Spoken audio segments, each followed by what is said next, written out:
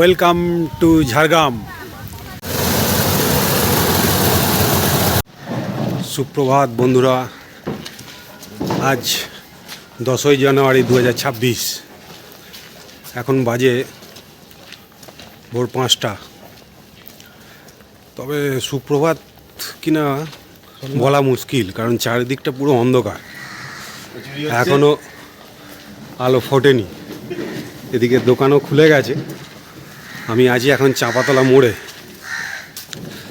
তো এত সকালে ওঠার কারণ আপনাদেরকে একটু পরে বলছি। এখন এসছি এই চাঁপাতলায়। দেখুন চাঁপাতলার অবস্থাটা,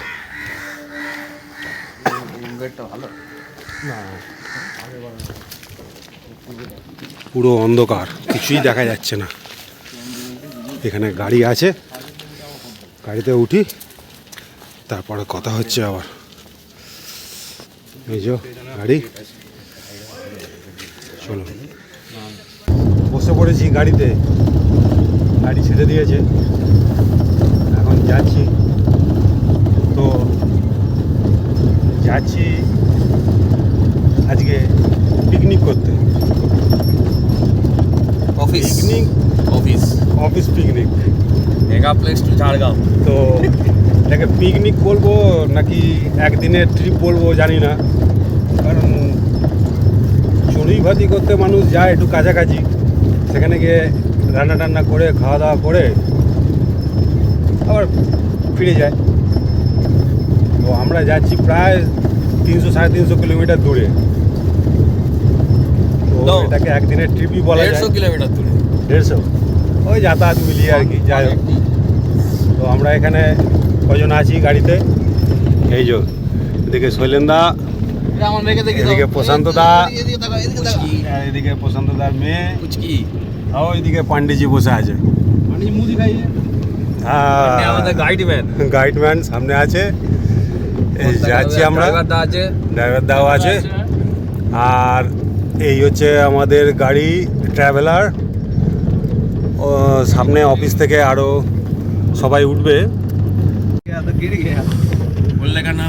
চলে এসেছি সাংরাইল কেবিনে, কেবিন হয়ে যাচ্ছি এখন। যাই হোক, তবে আজকে কেবিনটা খোলা পেয়েছি, নাহলে একবার বন্ধ হলে খোলা মুশকিল। আরো ডেভেলপ হয়ে যাবে সাংরাইল এমনি ইন্ডাস্ট্রিয়াল। কালকে আমি সকালবেলায় কত বড় মাছের বাজার পেয়েছিস, সেটা পাইকারি মাছের বাজার। মাছের বাজার খুলে গেছে। এখানে দেখলে বোঝাই যাবে না যে বাইরে এখনো আলো ফোটেনি। 5 কেজি, বিভিন্ন রকমের মাছ আছে। এখান থেকে মাছ পাইকারি হিসেবে যাবে বাজারে, সেখান থেকে আবার খুচরো বিক্রি হবে। এখানে জ্যাম লেগে গেছে। পর অফিস থেকে আরও সবাই যোগদান করলো। এই যে সবাই বসে আছে গাড়ির ভেতরে, বাইরে খুব ঠান্ডা, গাড়ির ভেতরটা তুলনামূলক কমফোর্টেবল। এখন এসে পৌঁছেছি এই চৌরঙ্গিতে। চৌরঙ্গিতে এসে এখানে একটু টিফিন করা হচ্ছে। এই যে সবাই টিফিন করছে। এই এখানে বিকাশদা হাই করছে।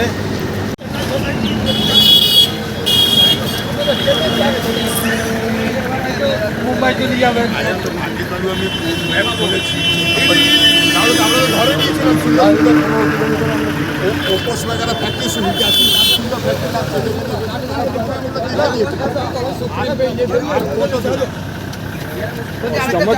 চৌরঙ্গিতে এসে এখানে আমরা একটু রাস্তা গুলিয়ে ফেলেছিলাম, অন্যদিকে চলে গেছিলাম। তা এখন আবার ঠিক রাস্তা ধরে যাচ্ছি ঝাড়গ্রামের দিকে। এখানে প্রচণ্ড হাওয়া দিচ্ছে, ঠান্ডা হাওয়া। এই যে চৌরঙ্গির ভিউ, ওই সামনেটা আছে, ওই দিকটা সামনে, ওই দিকে আছে চৌরঙ্গি মোড়। আরও কিছুটা যেতে হবে এই সামনের দিকে, আরও কিছুটা যেতে হবে, গেলে আমরা পৌঁছবো।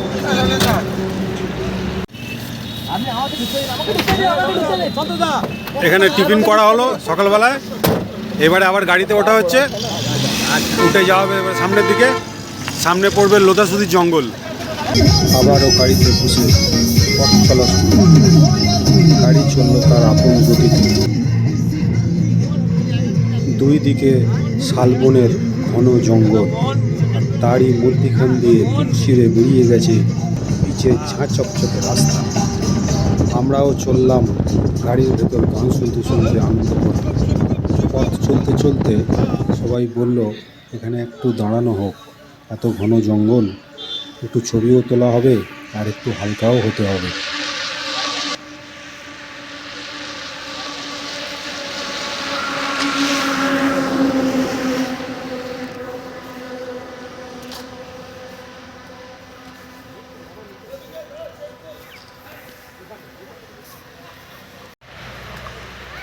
এখন গাড়ি এক জায়গায় দাঁড় করিয়ে এই শালবনের জঙ্গলের মধ্যে ঢুকেছি দেখার জন্য। জঙ্গলটা একবার দেখুন, কেমন ঘন জঙ্গল, পুরো পুরো শাল গাছে ভর্তি।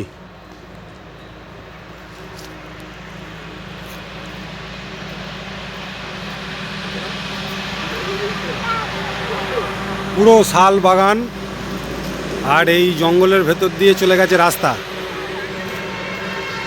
হাইওয়ে এদিক দিয়ে যাচ্ছে। আর এর ভেতর দিয়েও রাস্তা আছে, সব গ্রামের ভেতরে যায় হয়তো কোথাও। এই যে এইদিকে পুরো জঙ্গল। আর আমাদের গাড়ি ওই যে ওইখানে দাঁড়িয়ে আছে, আমরা সাইড করে দাঁড়ালাম জঙ্গলটা দেখার জন্য। বেশ গভীর জঙ্গল।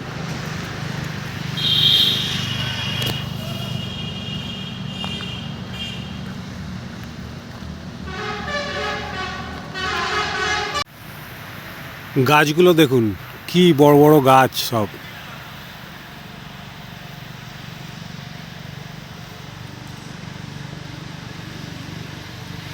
সব শাল গাছে ভর্তি।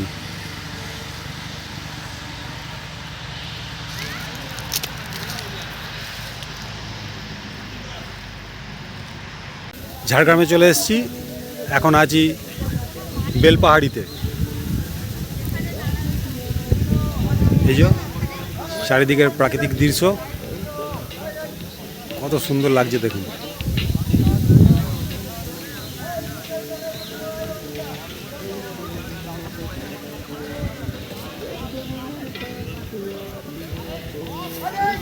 এদিকে সামনে আমাদের ওখানে গাড়িটা পার্কিং করেছে, আর ওইখানেই রান্না টান্না করা হবে। কারণ এখন এই ঠান্ডার সময় রোদ্দুরটা খুবই দরকার, কারণ ওই গাছের ছাওয়ার দিকে ঠান্ডা হাওয়া লাগছে খুব, সেই জন্যে একটু রোদ্দুরের দিকে আসলাম আমরা। এদিকটা ভালোই হবে। আর এই চারিদিকে জঙ্গল, আর মধ্যিখানে এই জায়গাটা একটা পিকনিক স্পট। এখানে মানুষ যখন আসে পিকনিক করে।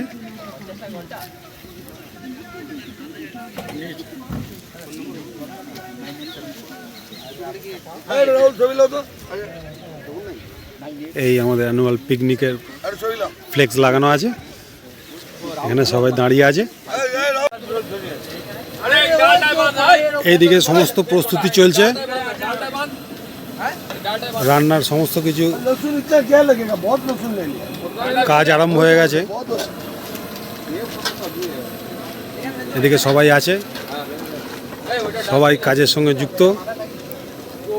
প্রথমে একটু রেডি করে দিয়ে তারপরে যাবো এদিকে ঝর্ণা দেখতে, ঘাগড়া জলপ্রপাত। আমি দাঁড়িয়ে আছি এখন ঘাগড়া জলপ্রপাতের সামনে। তো দেখুন, আপনাদেরকে একবার দেখাচ্ছি।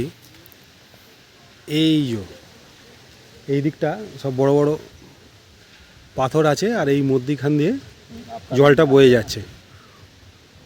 পুরো গ্রিন একদম জলের রঙটা। আর এই দিকটাতে পুরো জঙ্গল, আর এই দিকটা চড়া পড়ে আছে। যেহেতু এখন শীতকাল, সেই কারণে জলটা একটু কম। বর্ষাকাল হলে এটাই দুদিকটা পুরো জলে ভর্তি হয়ে যায়, তখনকার দৃশ্যটা আরও অপরূপ সুন্দর লাগে। আর এই দুদিকে পাথর আছে, পাথরের ওপর দিয়ে গিয়ে ওইদিকে একটা জলপ্রপাতের আওয়াজ আমি পাচ্ছি, তো আপনাদেরকে দেখাচ্ছি, ওইদিকে যাচ্ছি নিয়ে। এই যে এদিকটা পুরো পাথর, একদম রাফ পাথর। এইগুলো সব জলের এতেই এরম আকৃতি তৈরি হয়েছে পাথরের মধ্যে, জলের স্রোতে এখানে এরকম আকৃতি তৈরি হয়েছে। তবে একটু দেখে না হাঁটলে খুব বিপদ, যে বড় বড় সব গাড্ডা হয়ে আছে জলের। বর্ষাকালে তবে এখানগুলোতে পুরো জল থাকে একদম ভর্তি। এখন তো শীতকাল বলে জলটা অনেকটাই কম, একদম নেই বললেই চলে। তো ওইদিকে যে স্রোতের ঝর্ণার এটা আওয়াজটা পাওয়া যাচ্ছে, ওখানটা একবার যাই, গিয়ে দেখছি, আপনাদেরকেও দেখাচ্ছি। এই যে এদিক দিয়ে জলটা আসছে, এসে এই পাথরের মধ্যখান দিয়ে বেরিয়ে যাচ্ছে ওই দিকটায়। আর জলের সাউন্ডটা ঠিক এই জায়গাটাতে হচ্ছে, এই যে এইখানটায়। আপনারা শুনতে পাচ্ছেন কি জানি না, তবে আমি স্পষ্ট শুনতে পাচ্ছি জলের আওয়াজটা। জলটা এখানে মুভমেন্ট হচ্ছে, আর এখানে ব্যারিকেড করা আছে যাতে না মানুষজন ওই দিকটা আর যেতে পারে, কারণ ওইখানটা আরও বিপজ্জনক। পাথরগুলো এমনভাবেই আছে। আর এই হচ্ছে চারিপাশের পরিবেশ ঘাগড়া জলপ্রপাতের। ঝাড়গ্রাম ঘাগড়া জলপ্রপাত।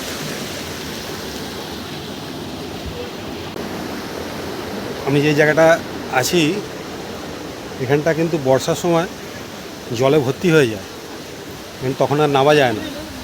এখন তো নামা যাচ্ছে, দেখা যাচ্ছে যেহেতু জল কম আছে বলে।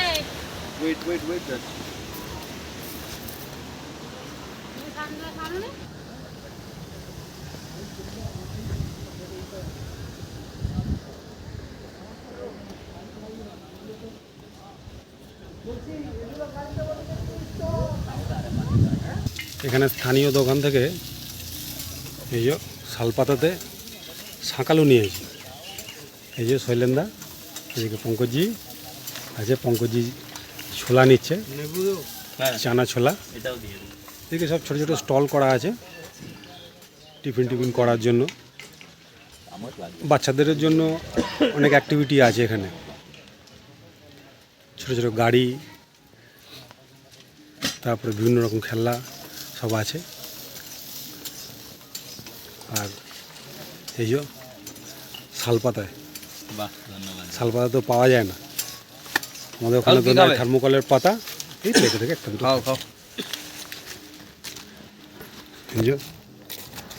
সত্যি যদি ইডলি না। এখান থেকে বেরিয়ে পড়লাম গাড়ি নিয়ে, কাছেই একটা ড্যাম দেখতে। স্থানীয়রা বলল সামনে একটা ভালো ড্যাম আছে। হ্যাঁ, এদিকে গুড় বানানো হচ্ছে, খেজুর রস দিয়ে গুড় বানানো হচ্ছে। 150 টাকা কিলো। খাঁটি হবে কিনা, গন্ধ ছাড়ছে ভালো।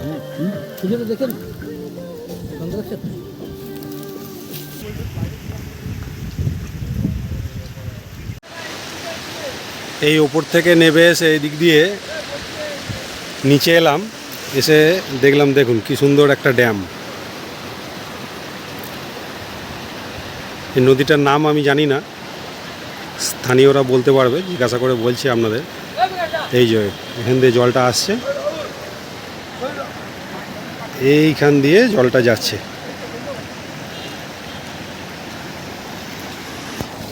দেখে মনে হচ্ছে জলটা খুব ঠান্ডা হবে। যাই একবার দেখি কেমন লাগছে।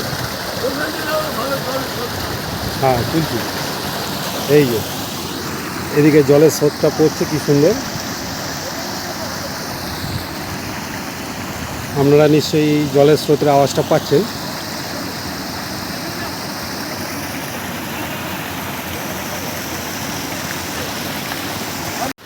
এই যে আমার পেছনে ড্যামটা দেখা যাচ্ছে, এই ড্যামের জলটা এদিক দিয়ে আসছে, এসে এখান দিয়ে নেবে এদিক দিয়ে বেরিয়ে যাচ্ছে নদীতে। জলটা একবার হাত দিয়ে দেখি ঠান্ডা ঠান্ডা আছে কিনা। হ্যাঁ নিচ্ছি। বাহ, বেশ ঠান্ডা জল, ভালো লাগছে। মাথার উপর রোদ্দুর, আর এই নিচে ঠান্ডা ঠান্ডা জল। এইখানে জলটা সবসময় মনে হয় স্রোতের মধ্যে দিয়ে যায়, ওই জন্য এখানে না দেখুন সব শ্যাওলা মতন পড়ে আছে। এই যে শ্যাওলা হয়ে গেছে, এখান দিয়ে জলটা সারা বছরই যায়। আর এই জলটা খুব ঠান্ডা, বেশ ভালো লাগছে হাত দিতে। কিন্তু আমি তো জুতো মোজা পরে আছি আর চান করার কিছু আনিনি, সেই জন্য আমি জলে নামতে পারছি না। কিন্তু এদিকে আরও সবাই যারা এসছে তারা গামছা টামছা নিয়ে এসছে, এই যে তারা সব রেডি হচ্ছে চান করবে বলে।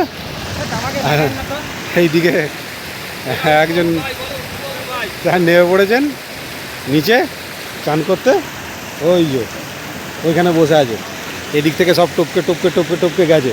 খুব রিস্ক, কেননা এখানে পুরোটা শ্যাওলা পড়ে আছে। এই যে দেখুন পুরো শ্যাওলা হয়ে আছে, শ্যাওলা।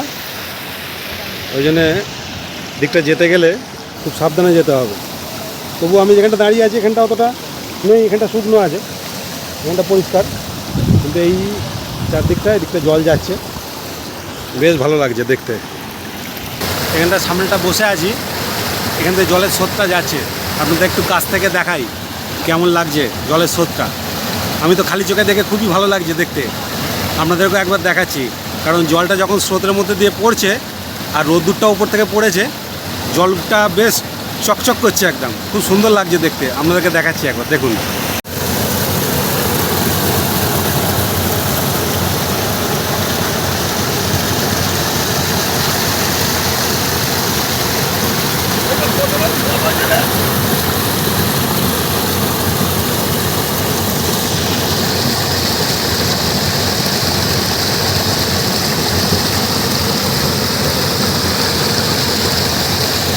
দেখেছেন এখানটা কত সুন্দর লাগছে দেখতে। জলের স্রোতটা আসছে উপর থেকে আর এখানটা দিয়ে পড়ছে, বেশ ভালো লাগছে দেখতে, খুব সুন্দর লাগছে দেখতে জলটা।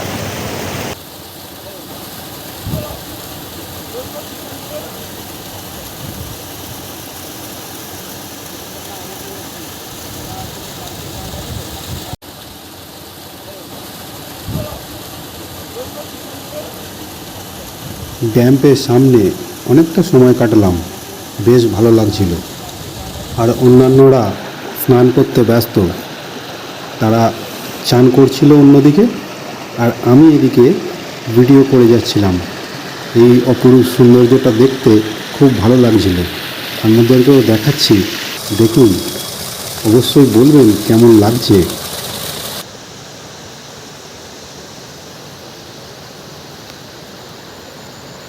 আপনাদেরকে ড্যামের ওই পাটটা ছবি দেখালাম, এবারে এই পাটটা ছবি একবার দেখাই। এই দেখুন আমার পেছনে এই ড্যামটা, এই যে এই দিকটা এতটা পরিমাণ জল আছে, আর এইটা নদীটা আসছে ওই দিক থেকে, ওই দিক থেকে বাঁক নিয়ে এদিকে এসে এই ড্যামটায় যাচ্ছে। ড্যামটার লক গেটগুলো বন্ধ আছে, আর একটা মনে হচ্ছে লক গেট খোলা ছিল, ওটা দিয়ে জলটা নেবে নেবে যাচ্ছে নিচে। আর এই যে এখানে লেখা আছে থ্যাংক ইউ ফর ভিজিটিং তারাপীনি ব্যারেজ। এই যে উপরে লেখা আছে। এখান থেকে ঘুরে আবার যাচ্ছি আমাদের পিকনিক স্পটে। এবারে খাওয়া দাওয়া শুরু হয়েছে, খাওয়া দাওয়া সব রেডি, এই সবাই বসে পড়েছে খেতে। আর এখানে খাবারের অনেক আইটেমই হয়েছে, বেলা অনেকটাই হয়েছে, কিছু করার নেই। পিকনিকে আসলে সবাই মিলে আসলে হয় একটু দেরি, আর অনেকটা রাস্তায় আমরা এসেছি, এসে এখানে রান্না টান্না করে আশেপাশে ঘুরে সাইট সিন করার পর আমরা খেতে বসেছি। এই যে খাওয়া দাওয়া চলছে, পনির এসে গেছে, দাও একটুখানি। খাবারের অনেক আইটেম হয়েছে, এই যে এদিকে এই যে অনেক কিছু আইটেম করেছে এদিকে স্যার, আর ওই যে ওদিকে কুক আছে, কুক রান্না করেছে, আর এখন সবাই খেতে বসেছে, খাওয়া দাওয়া করছে।